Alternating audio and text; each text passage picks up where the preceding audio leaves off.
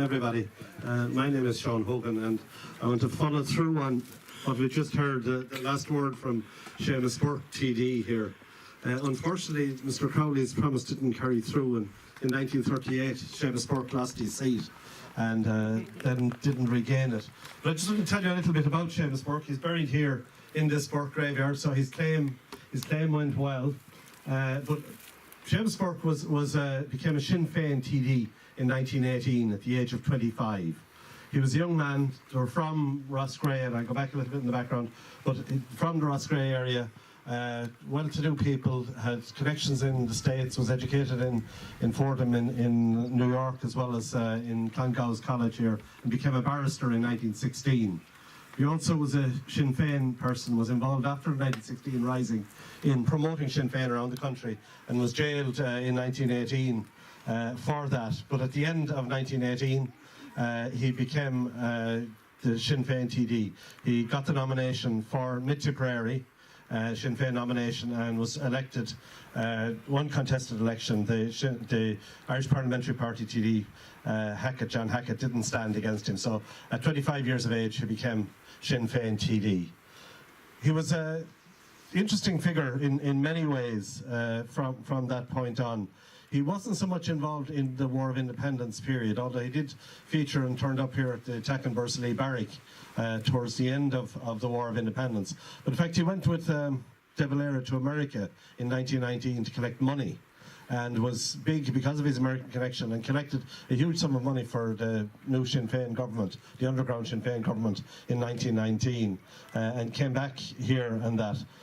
Of the four Sinn Féin TDs, he was the only one who was pro-treaty in December of 1922, the only one in favour of the treaty. And after three men from the Bursley area were executed in Rossgrey by the Free State Army in January of 1923, his house at Rockforest was burned in the aftermath of that particular episode, and the house was damaged. He was elected then. There was elections then in 1922 and 23 that he had to fight for his seat, and Burke was consistently poll top of the election in Tipperary for many of the elections. Came in well ahead of, he'd almost 2 quarters of votes here in those early elections, when the split in the county would have been 60% in favour of the treaty, 40% against, and that was people like Dan Breen and Paddy Ryan Lacken would have been standing on the Republican side. So he was a very popular person here in that. And with, I think, like all politics, with 2 quotas, he was brought into government by Cosgrave in 1923. He became the minister for this particular issue, graveyards, in 1923, minister for public health and local government in 1923, and served in that from 1923 to 27, and is a figure I think is completely overlooked in the history of the period. People talk about Kevin O'Higgins and the various other ministers from that particular government and the things they did in terms of building the state that we have. So no matter what side you're on in terms of your political history, you know, whether you're a De Valera supporter or whatever, this is the government that actually built the state that we have, and Burke had a huge role in that.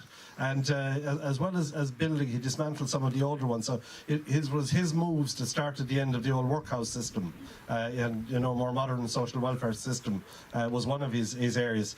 The whole issue of local government, he shaped effectively local government from that time, shaped how we do our elections, shaped lots of things, and as I say, was a very significant figure in that.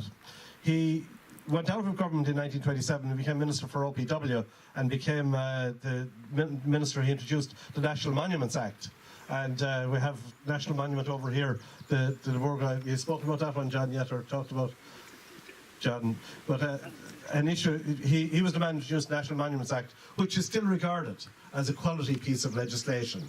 And then that was his last main legislative piece.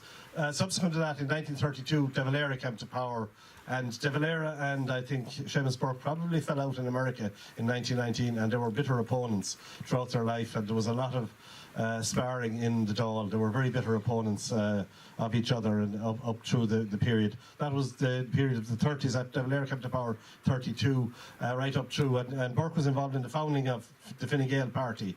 It was an amalgam of a number of parties, including the Blue Shirts of the time.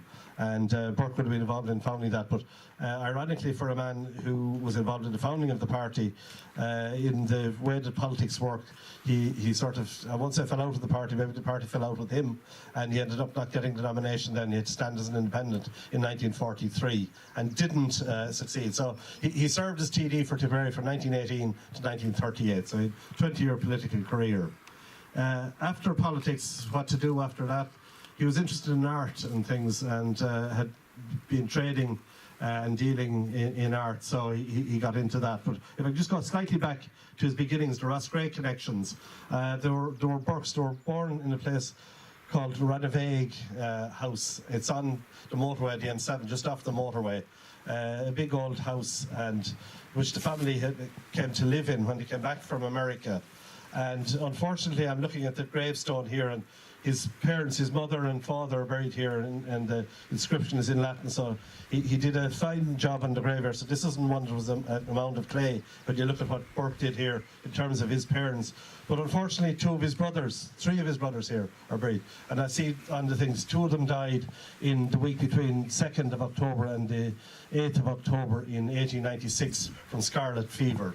So two of his older brothers died in that week, and that obviously had a huge impact on the family and on that. And another brother unfortunately died then when he was in Clongowes later. Sister Eleanor is buried over there as well. And but that's the background family. They acquired Rockforest, were over and back to America and acquired Rockforest. But there's another grave here which I think is a really interesting one, because you won't find many of these in Tipperary. Zenaid Burke, wife of James A. Burke, died 14th of October 1996. Born Zenaid Bashkirov, daughter of Captain Alexis Androvich Bashkirov of the 1st Rifle Regiment of the Imperial Guards of Russia, who died at the hands of the communist regime of Russia in 1936. And daughter of Zenaid born Countess Suber of Elston, who died in Tunbridge Wells, Kent, in November 1952. She was Russian. He married this girl who's of the Russian aristocracy, Zenaid Bashkirov. And there's a story in her life as well, but in the interest of just keeping things, she was born 1908, left Russia in 1922, got out effectively, had survived the Russian Revolution and the famines after that, survived with her grandmother, had a really tough childhood, and wrote a brilliant book about it in 1960, published in 1960, encouraged by her husband James Burke to write that book. About her, those first few years. Unfortunately, didn't write the book in the second half of the life.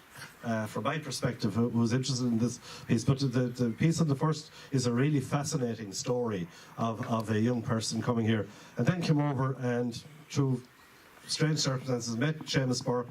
They were married in 1929, and they had one daughter who's also, her ashes are interred here as well, and came from, I suppose, really one set of Russian aristocracy to almost like an Irish aristocracy here, you know, was managing the big house here, Rockforest, when they got Rockforest going again. So an interesting woman, interested in art, was a ceramicist or herself, and made materials and was known for her artwork. It's a really interesting life this woman had. After he went out of politics, they lived and various things. Seamus Burke was deeply interested in his history, in the family history, into the Burgo history, and researched and wrote very significantly about that. And I think it's a huge contribution. The historical piece he's made for the Burkes is a huge contribution here. And he was known as a character called Seamus de Burgo in a book by a man called Oliver St. John Gogarty, and where he features as a character in the book, and is probably best remembered for that rather than for his political sort of career. But after they went out of politics, they moved to England in, what year, 50-something? 52. Moved to England, where he died in 1967, and he was brought back here and is buried here.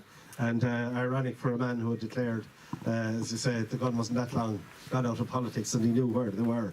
That he's brought back and is buried here, as is his wife, who died in 1996, and his daughter died in 2012, I think. Natalie died in 2012. So there's the life. one life, interesting lives, interconnected lives, generations of lives here. And we have connections. I'm not sure if you've been introduced yet. A nephew of Seamus Burke here, Pat Tracy of Nina, is a nephew. His other sister was married to Mr. Tracy, the vet in Nina, Pat's father, and so we have the connections coming down the generations here around the Burke family, who are deep connections, obviously, with this parish, with this graveyard. Thank you. Thank you.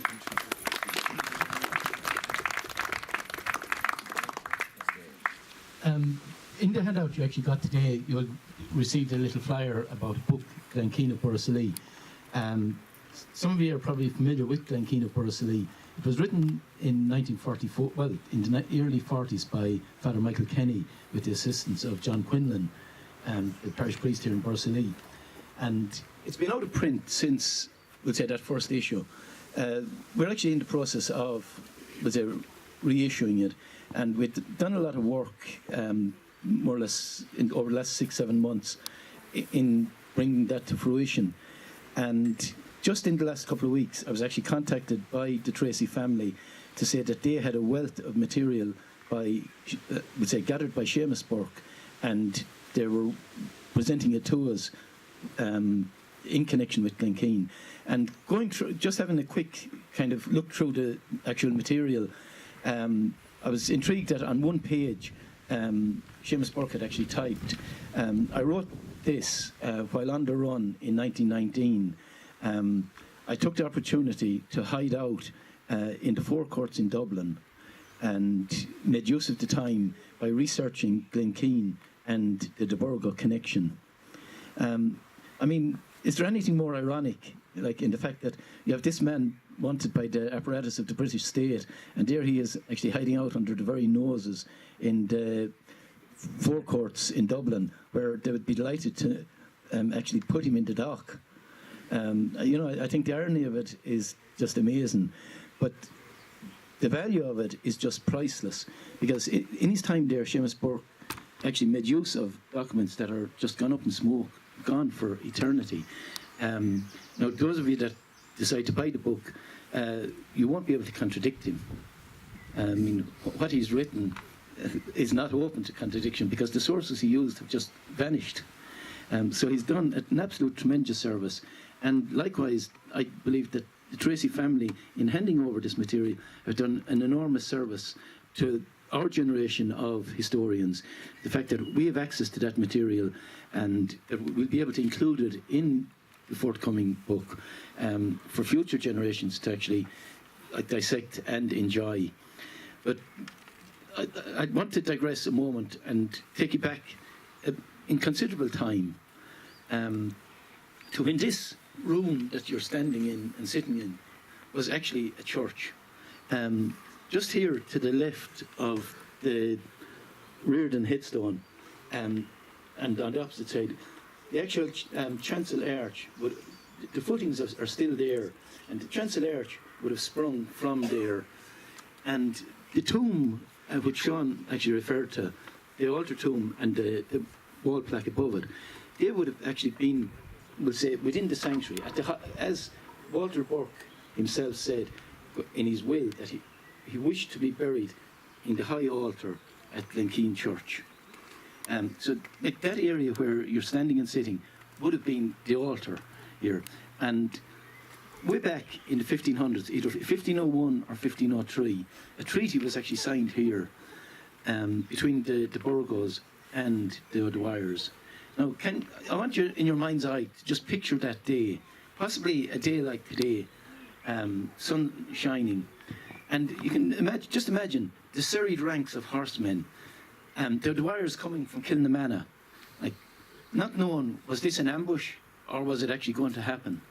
Like coming probably in their hundreds, all on horseback, and the trampling up along that road in Glenkeen, and at the same time, the Burgos coming from their stronghold in Borrisoleigh, again in trepidation, not knowing what they were facing. And the two families coming together here after hundreds of years of war, because more or less from the time the Burgos arrived in Borrisoleigh, and the Dwyers displaced the Spillanes. The two families had been at war. And we'll say it was the monks here in Glenkeen that decided that this battle and we'll say war and raiding had to stop.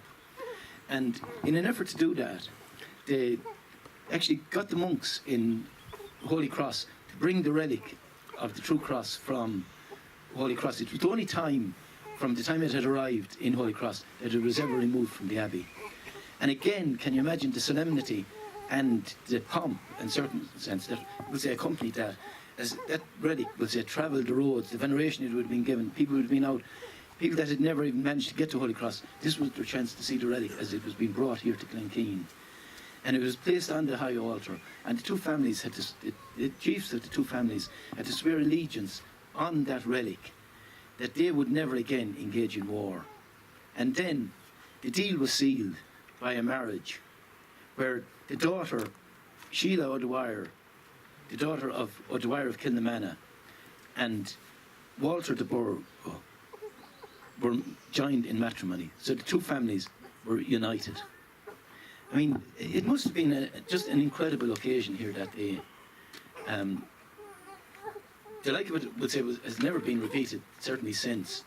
But it just shows you, would say, the history that we're actually engaging in here in this place, and the reason why, at all costs, the likes of this monument have to be preserved. I mean, I spoke of irony there a few moments ago, but isn't it just ironic again that the very man that gave us the National Monuments Act is lying here, and right beside him, from years of neglect by officialdom in Ireland, we have, we'll say, a priceless monument, we'll say, literally in the throes of collapse. I mean, it's an indictment of the way we treat monuments in this country. And just speaking actually on the monument, I was intrigued some years ago to attend a lecture by Brother Coleman O'Clavig of Glenstowell, and he was actually speaking on these type of monuments. And we see them today as bland grey stone, but in their heyday they were anything but. I mean, that monument would have been in full colour. The chevrons on it would probably have been either black or gold. The section on the left-hand side would have had the red cross and the rampant red line of the Burgos. The armour on the wire side would have been embellished with silver. It would have been anything but bland grey. I mean, it would have been bursting with colour. And can you imagine that then in the flickering candlelight here in Glenkeen? You know, it must have been just beautiful. And today, we'll say it's almost on the point of collapse. But we are determined that it will not collapse. We are, we'll say, as a small group, determined that one way or another, this monument is actually going to be conserved and preserved for future generations. And to that end, we've literally bombarded national monuments and the county council. And finally, just in the last week, we have got movement. It's not all we'd have wished for. They're not going to do the work, but at least they've given us the go-ahead that yes, the work can be done. And within the next 10 days, a meeting is going to take place between archaeologists from the National Monument section and engineers and heritage people from the county council and ourselves. And we're going to get, we'll say, action plans and work plans put in place that will ensure that both the plaque on the wall here and the altar tomb will be conserved and here for future generations.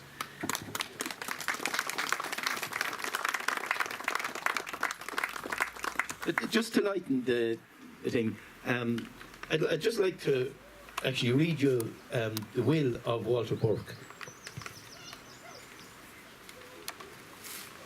I, Walter Burke of Borrisalee, in the county of Tipperary, Esquire, being in perfect mind and memory, do make my last will and testament in the manner following. First, I bequeath my soul to Almighty God, my Maker and Redeemer, and do will my body to be buried in the grave for me, built in the High Church of Glenkeen, within the Cantred of Olee in the aforesaid county.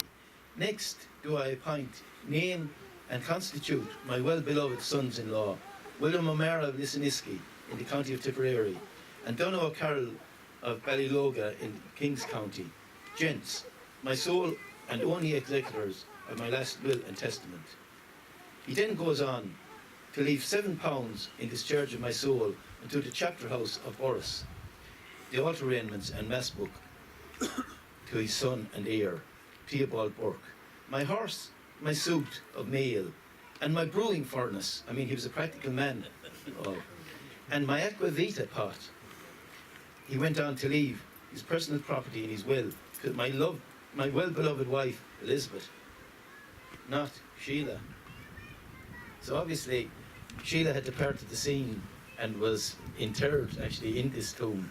And he had actually married a second time to an Elizabeth. Whether she was another O'Dwyer or not, we do not know. But he goes to show that, let's say, he was married a second time. But he goes to stipulate that, I mean, and this was preserving, let's say, the property. It wasn't going to go out with the family. If she married again in less than 7 years, she was only going to get 1/3 of his property. So he was making sure that, shall we say, time caught up on her before she entered any other unions.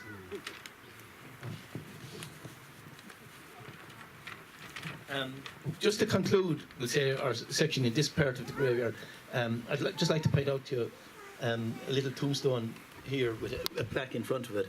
And it's actually to another member of the Burke clan who hailed from here in Glenkeen, and that was Father Richard Burke. He was a parish priest of Clonalty back in the penal times, and the load the man actually had at the time, he served the parishes of Clonalty, Clogher and Myalv, and Myalf as it's known today, but Myalv as it was spelt back then. And that was a man that operated with a price on his head. And priest hunters at the time were very active in this area. So he literally flitted from house to house, let's say taking shelter wherever he could. But he'd actually gone to Louvain to be educated and to become a priest. And he slipped back into the country anonymously, having been ordained a priest, and would say served in these parts until his death. And the people of Clonalty actually brought him back here to Glenkeen, his native place, and interred him just here at the back of the church. So just another bit of, let's say, Burke history and its connections with Glenkeen. If you'd like to, let's say, move around the side of the church here now, we'll continue with some more of our story and some more reenactments.